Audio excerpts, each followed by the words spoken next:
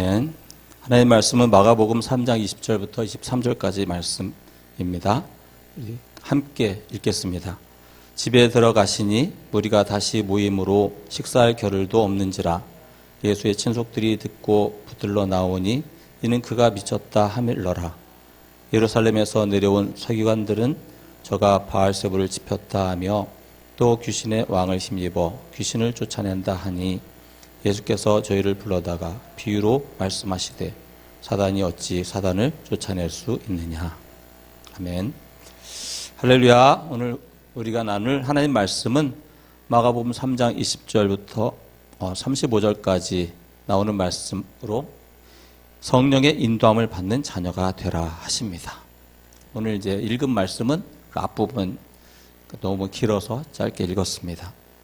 추석 명절 잘 보내셨습니까? 옆에 있는 분들 이렇게 보면서 추석 명절 잘 보냈는지 한번 이렇게 보시기 바랍니다. 네, 잘 보내셨군요. 그렇죠?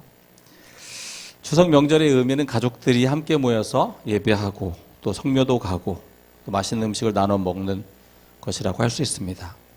하지만 작년과 올해 우리가 코로나로 인해서 모이는 것도 제한되어 있어서 많은 어려움들이 있었습니다. 그래서 지난주에 다 갔다 오신 분들도 많이 있고, 그죠?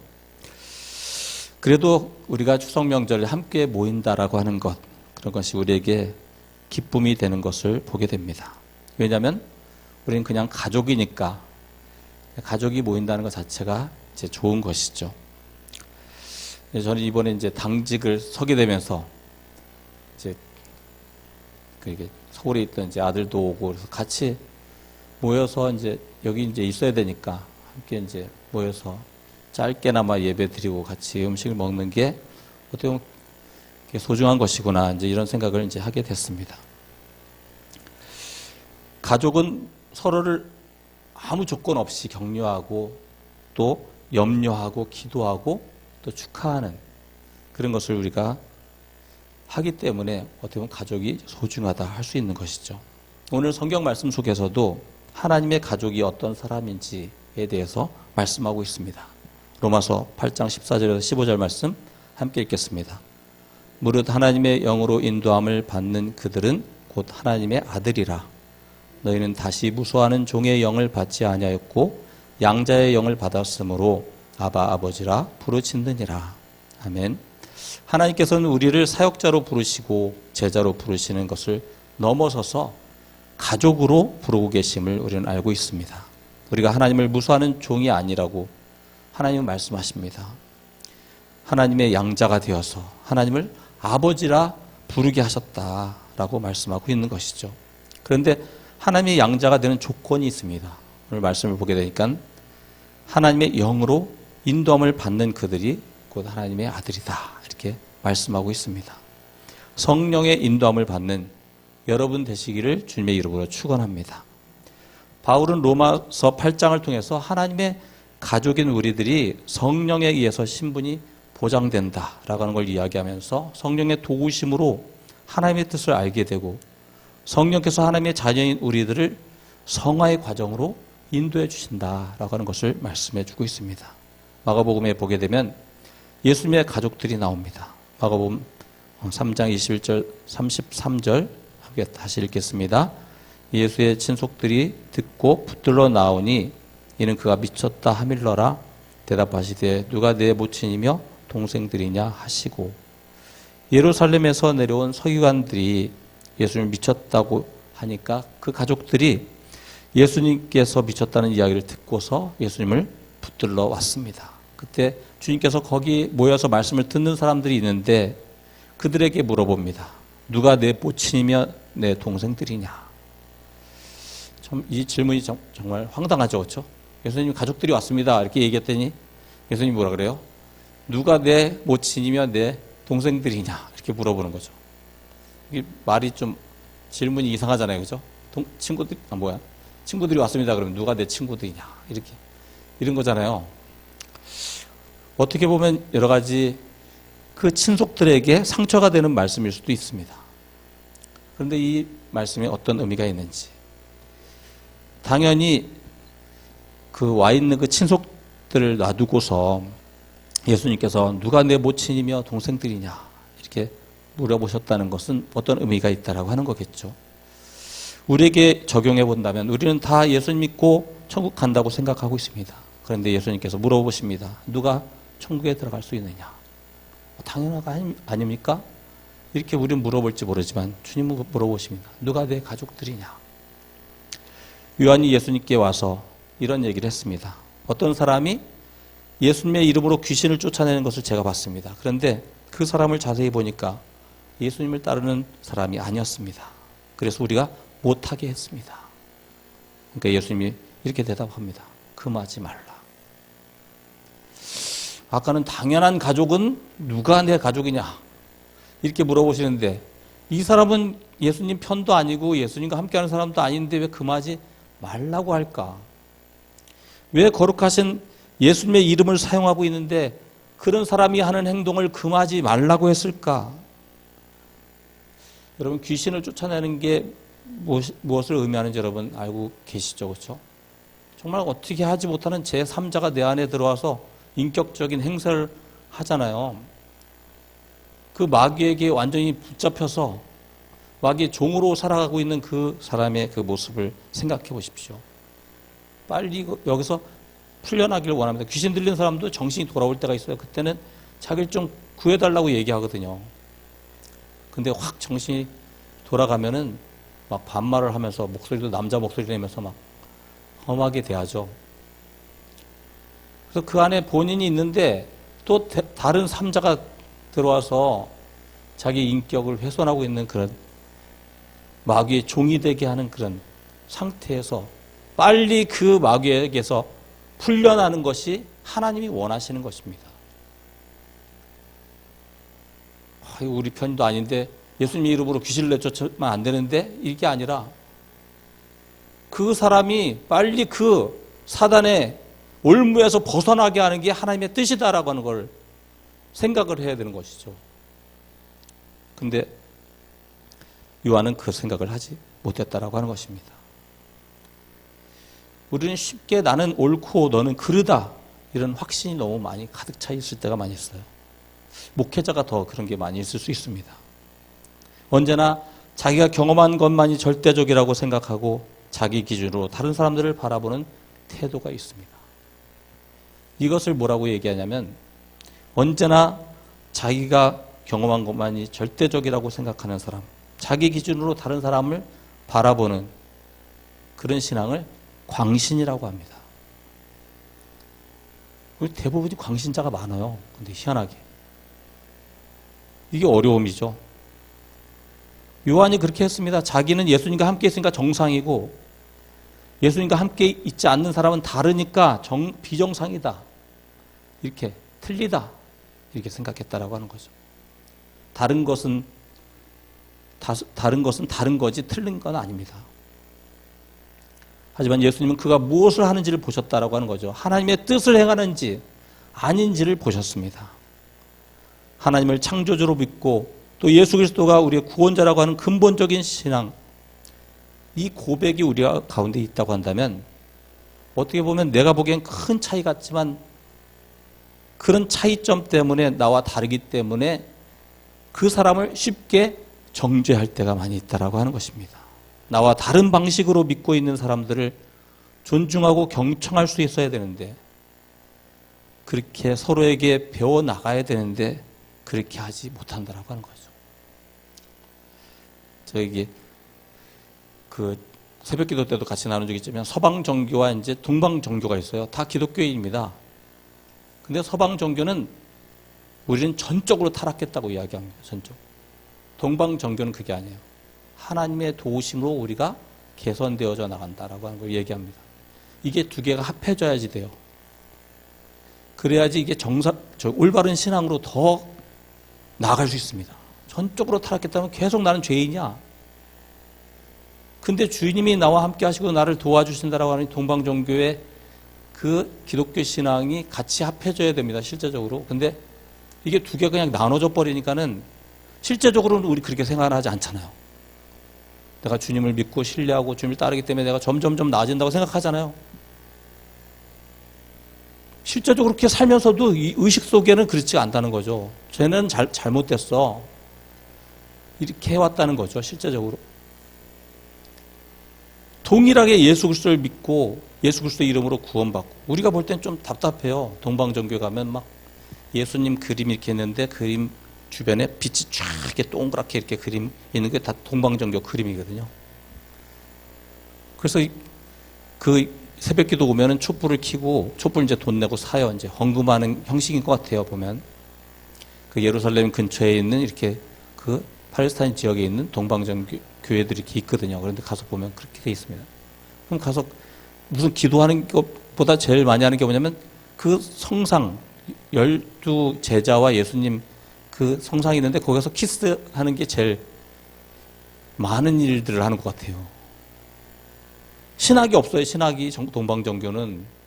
근데 그 삶을 보면, 동방정교 교인들의 삶을 보면 얼마나 바르게, 얼마나 정말 하나님이 보이게 사는지 모릅니다. 정말 하나님 살아계시구나, 그 사람들 보면서 알게 돼요. 근데 우리가 다르다는 것 때문에 저 사람들을 정죄할 때가 많이 있다라고 하는 거죠. 이게 서방정교의 전통을 이어받은 게 천주교회고, 어떻게 보면 결과적으로 개신교회도 거기서 나왔기 때문에 우린 신학과 이런 바탕을 통해서 이제 많이 사유를 하고 말씀대로 살려고 노력하고 있죠. 이것도 잘못된 게 아니고, 이것도 어떻게 보면 동방정교회 사람들은 정리가 안 돼 있기 때문에 이단에 빠지기가 쉽거든요. 이런 정리가 된 게 필요한 거죠, 서로. 우리가 이쯤에서 예수님의 질문과 성령의 인도함을 받는다는 것이 무슨 뜻인지를 생각해 봐야 되는 것입니다. 누가 내 가족들이냐? 주님 그렇게 질문합니다. 성령의 인도하심을 받는 게 무엇인가? 하나님 경험은 사람마다 다 다릅니다. 평생 신앙생활을 하는데 어떤 사람은 화끈한 경험 한 번도 못하는 사람이 있습니다. 근데 어떤 사람은 정말 극단적인 변화를 경험합니다. 어떤 사람은 교회 오자마자 방언 터지는 사람도 있습니다. 누가 더 하나님께서 사랑하는 사람일까요? 자식들 이렇게 세워놓고 누굴 더 사랑합니까? 이렇게 물어보는 거랑 똑같아요. 하나님은 다 사랑하십니다. 그래서 하나님을 경험하는 그 신앙적 경험은 서로 다른 이유는 그 사람들의 기질과 성격과 이 모든 게 다르기 때문에 그 사람에게 맞게끔 하나님을 경험케 하는 것이지, 어떤 경험 자체가 더 나은 경험이다라고 하는 것은 없다라고 하는 거죠. 그런데 그런 경험을 하게 됐을 때, 물론 저는 방언도 하고 뭐 다 합니다. 뭐 제가 목회자로서 이제 이런 걸 경험하기 위해서 이제 노력을 했기 때문에 그렇겠죠. 그죠? 그래서 저는 순복음교회 목사님들 하고 또 찾아가서 또 그렇게 배우기도 하고 했어요. 근데 그런 걸 다 경험하면서 이게 성서적이냐, 이런 걸 질문할 때가 되게 많습니다.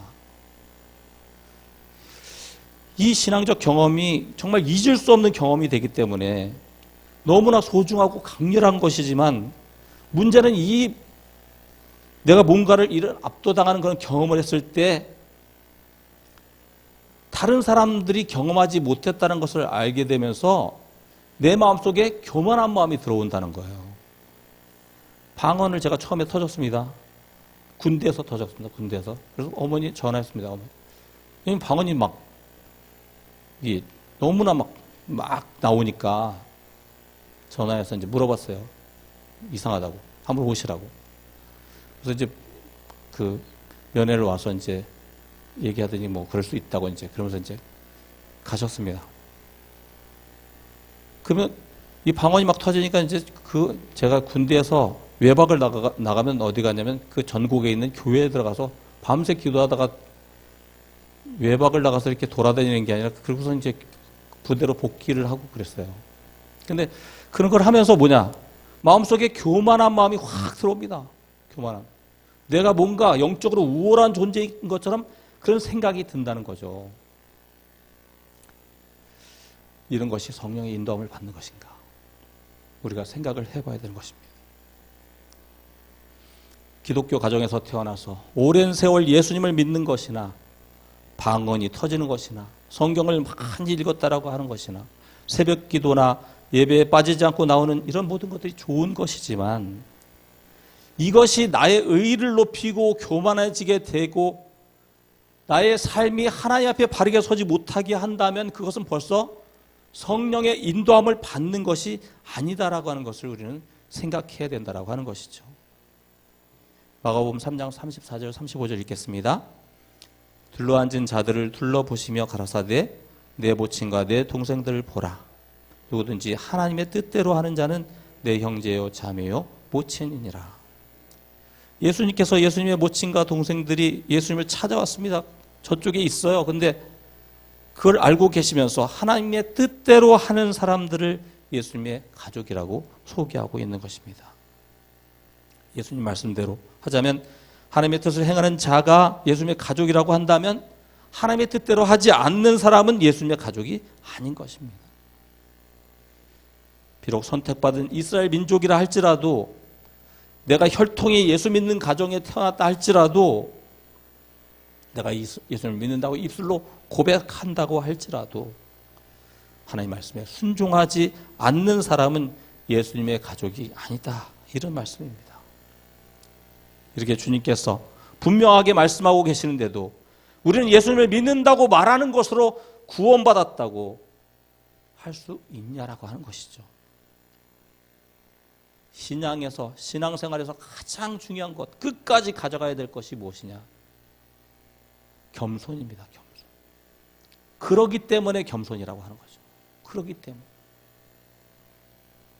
말씀을 통해 비춰봐도 맞아. 나는 예수 믿고 하나님의 자녀가 돼서 내가 구원받을 수 있어. 분명하지만 내가 지금 하나님의 뜻을 행하고 있는 것인지 하나님의 뜻대로 살고 있는 것인지를 점검하면서 끝까지 겸손하게 나아가는 것이 신앙생활이라고 하는 것입니다.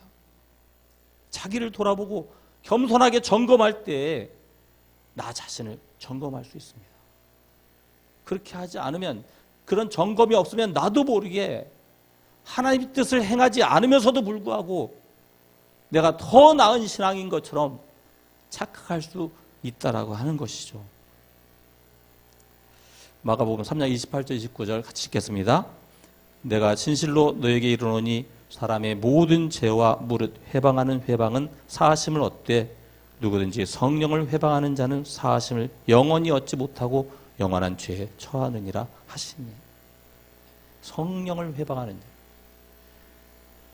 우리가 모든 죄를 용서받지만 정말 하나님이 정말 하는 일인데도 아니라고 우기는 거죠. 지금 이 바리새인들이 예수님께서 마태복음에 보면 비슷한 그 말씀이 나오잖아요. 거기에 보면은 눈 멀고 벙어리 된 사람을 고쳤습니다. 그러니까 바리새인들이 바알세보를 힘입어서 고쳤다고 예수님을 비방합니다. 주님께서 성령을 모독하는 죄에 대해서 이렇게 지금 말씀하고 있는 것이죠.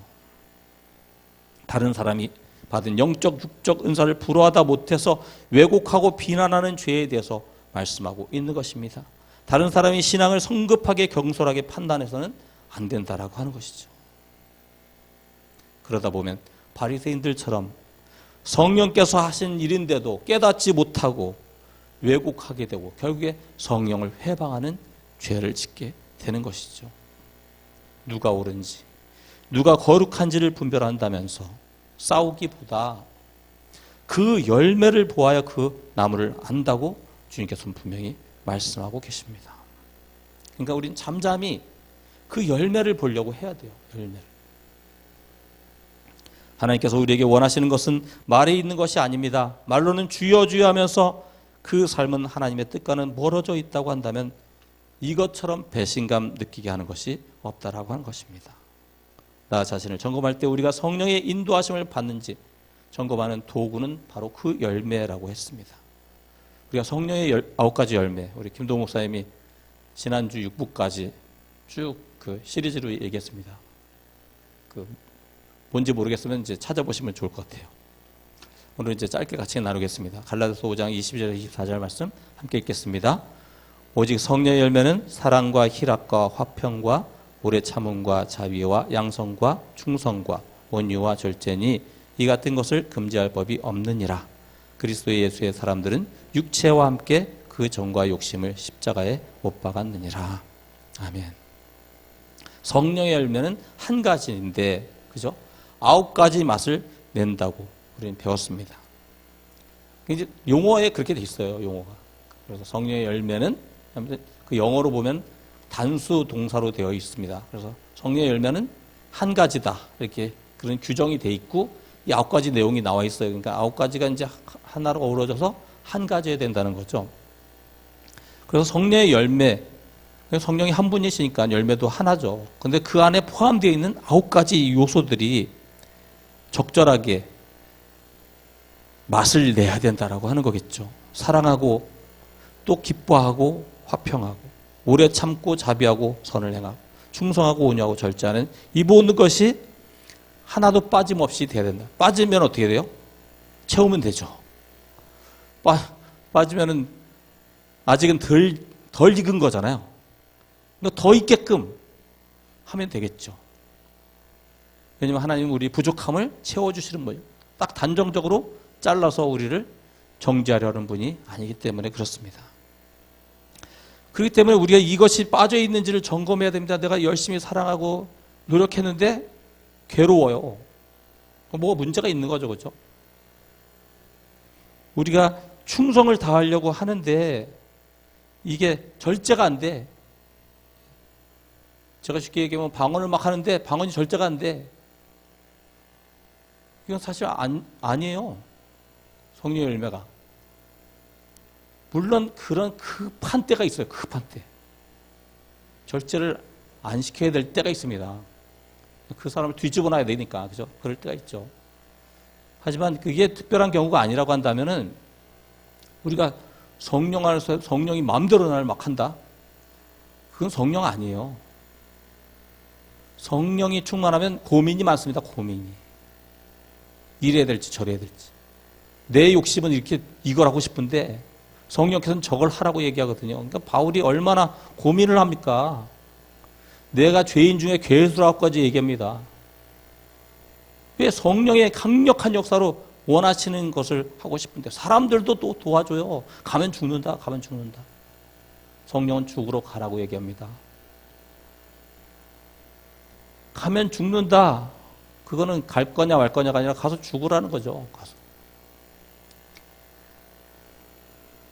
우리가 고민이 많아지는 게 오히려 성령 충만입니다. 솔직히. 어쨌든 모든 이런 부족한 부분들을 발견했을 때 어떻게 해야 되냐는 거죠. 그때 우리가 기도하고 회개하고 주님을 붙드는 거죠. 그렇기 때문에 우리가 기도하는 것입니다. 부족하기 때문에. 그래서 하나님은 우리를 성화시켜 나가는 것을 보게 되는 것이죠. 하나님의 거룩하심 같이 우리도 하나님 앞에 거룩해야 되기 때문에 그 거룩함의 열매를 맺고 있는지 우리가 우리 자신을 점검하고 겸손하게 점검하고 나아갈 때 하나님은 우리를 도와주시는 줄 믿습니다. 또 한 가지 우리가 성령의 인도하심을 받는지 점검하는 방법이 뭡니까? 팔복이 있는 자인지를 점검해 보는 것입니다. 마태복음 5장 3절에서 12절 함께 읽겠습니다. 심령이 가난한 자는 복이 있나니 천국이 저희 것이며 애통하는 자는 복이 있나니 저희가 위로를 받을 것이며 온유한 자는 복이 있나니 저희가 땅을 기업으로 받을 것이며 의에 줄이고 목마른 자는 복이 있나니 저희가 배부를 것이며 긍휼히 여기는 자는 복이 있나니 저희가 긍휼히 여김을 받을 것이며 마음이 청결한 자는 복이 있나니 저희가 하나님을 볼 것이며 화평케 하는 자는 복이 있나니 저희가 하나님의 아들이라 일컬음을 받을 것이며 그를 위하여 핍박을 받은 자는 복이 있나니 천국이 저희 것임이라. 나를 인하여 너희를 욕하고 핍박하고 거짓으로 거스려 모든 악한 말을 할 때에는 너에게 복이 있나니 기뻐하고 즐거워하라. 하늘에서 너희의 상이 큼이라. 너희 전에 있던 선지자들을 이같이 핍박하였느니라. 네. 심령이 가난합니까? 정말 나는 하나님밖에 없어서 하나님만을 의지하는지 아니면 의지할 게 너무 많은지 우리 자신을 봐야 되는 것이죠. 근데 이건 결과적인 거예요. 결과적. 그러니까 안 돼 있으면 빨리 회개하고 돌이켜야 됩니다. 예? 앞으로 될 걸 예상하는 게 아니라 안 돼 있는 내 모습을 봐야 됩니다. 하나님만 의지하는 자가 돼야 돼요. 애통하는 자가 돼야 됩니다. 세상은 악한데 탄식과 기도가 나오질 않습니다. 막 애를 갖다 던져서 죽게 하고 쓰레기통에 갖다 버리는데도 하나도 안 슬픕니다. 기도가 안 나옵니다. 기도가. 욕만 나옵니다. 욕. 우리의 신앙의 자세를 보는 것이죠. 내가 요즘 화가 너무 많다. 이게 성령의 인도 안 받는 거 아니거든요. 그런 화가 어떤 화인지도 좀 구분을 해야 되겠지만, 의에 줄이고 목마릅니까? 하나님 마음이 헤아려집니까? 하나님이 하라고 하는 것을 우리가 바라봅니까? 긍휼히 여깁니까? 용서합니까? 마음이 청결하기를 구하고 있습니까? 화평케 합니까? 불화하게 합니까? 의를 위하여 핍박을 받습니까? 우리를 점검할 것들이 이렇게 많이 있어요, 성경에. 성령의 인도하심을 받는 사람들은 그리스도의 장성한 분량에 이르기까지 나아가야 되기 때문에, 이거는 목회자들이나 아니면 어떤 신앙의 고수들이나 하는 것이다. 절대 그렇지 않습니다. 모든 그리스도인들이 이러한 그리스도의 장성한 분량에 이르기를 구하며 나아가야 되기 때문에 우리에게 꼭 필요하다라고 하는 것이죠. 겸손하게 점검하고 부족한 모습을 기도로 가지고 나와서 하나님께서 은혜와 은사를 부어주시고 성령을 인도해 주시기를 구해야 된다라고 하는 것이죠. 로마서 8장 16절 17절 읽겠습니다. 성령이 친히 우리 영으로 더불어 우리가 하나님의 자녀인 것을 증거하시나니 자녀이면 또한 후사 곧 하나님의 후사요 그리스도와 함께한 후사니 우리가 그와 함께 영광을 받기 위하여 고난도 함께 받아야 될 것이니라. 아멘. 하나님의 자녀라면 영에 속한 사람들입니다. 죽을 육신을 위하여 사는 사람들이 아니라고 하는 것이죠. 그래서 영으로서 몸의 행실을 죽이고 하나님의 영의 인도함을 받는 사람들이 되어야 된다고 하는 것입니다. 우리는 성령의 인도하심을 받을 때 완전히 새로운 삶을 살 수 있습니다. 그걸 기대해야 됩니다. 성령께서는 하나님의 기쁜 것이라도 통달했기 때문에 하나님의 뜻을 행할 수 있도록 인도하시고 하나님의 뜻을 행하는 거룩한 삶을 분명히 도와주십니다. 바울 사도는 성령의 인도하심을 받는 하나님의 자녀에게 한 가지를 더 부탁하는 것을 보게 됩니다. 하나님의 자녀라면 주님과 함께 영광을 얻기 위해 고난도 받아야 된다라고 하는 것이죠. 이 세상의 길은 평탄하지가 않습니다. 우리가 하나님의 자녀로서 살아갈 때 더 평탄하지 않다라고 하는 것이죠. 성도들 간에도 특히나 더 그렇습니다. 성도들 간에 갈등이 있고 고난이 있다라고 하는 것이죠. 왜냐하면 우리는 다른 사람을 내가 하나님의 자녀라고 하면 다른 사람도 하나님의 자녀예요. 그러니까 그 사람을 존중히 여길 때 나도 존중히 여김을 받는 것입니다. 다윗이 굴 속에서 사울이 들어와서 용변을 볼 때 사람들이 죽이자고 하니까 하나님이 기름 부음 받은 자를 죽이면 안 된다. 이렇게 얘기했을 때 그게 사울만을 위한 게 아니에요. 다윗도 기름 부음을 받았습니다. 우리가 하나님의 자녀라고 한다면 다른 사람이 하나님의 자녀라고 하는 것을 인식해야 되고 그 사람에게 우리가 어떻게 해야 되는지, 하나님의 자녀를 어떻게 해야 됩니까? 존중해야 되고 경청해야 되고 배려해야 되고 우리가 사랑해야 되는 게 마땅한 것이라고 한다면은 우리는 경청하고 배려하고 사랑하려면 내가 고난이 있다라고 하는 거죠. 내가 하나님의 가족이라고 한다면 나와 함께하는 이도 가족이라는 것을 잊지 말고 우리가 아무 조건 없이 용서하고 아무 조건 없이 격려하고 아무 조건 없이 염려하고 아무 조건 없이 기도하고 아무 조건 없이 사랑하는 것이 마땅하다라고 하는 것입니다. 주님의 사랑하는 성도 여러분, 우리가 내가 지금 하고 있는 그 일이 정말 성령의 인도하심을 받는 일인지 말하는 것이나 생각하는 것이나 행동하는 것이나 이걸 점검해 봐야 됩니다. 가족들 가운데는 더더군다나 그래요. 가족들은 너무나 또 다 알고 있으니까 또 이웃들 간에 친한 사람들끼리 더 신앙인들 가운데 더 친한 사람들끼리 더 그런 것이죠. 그래서 내가 이 성령의 인도하심을 받고 말하는 게 맞는지 우리가 정말 하나님이 뜻대로 하지 않는 것은 하나님의 가족이 아니다라고 하는 것을 우리는 기억해야 됩니다. 늘 겸손해야 되는 것이죠. 하나님께서 우리를 보실 때 하나님의 자녀로서 자기를 희생하고 헌신하는 참 믿음 가운데 서기 위해 힘쓰는 모습을 보실 때 더욱더 성령의 충만을 부어주실 줄 믿습니다. 늘 성령의 인도하심을 받는 하나님의 자녀 되시기를 주님의 이름으로 축원합니다.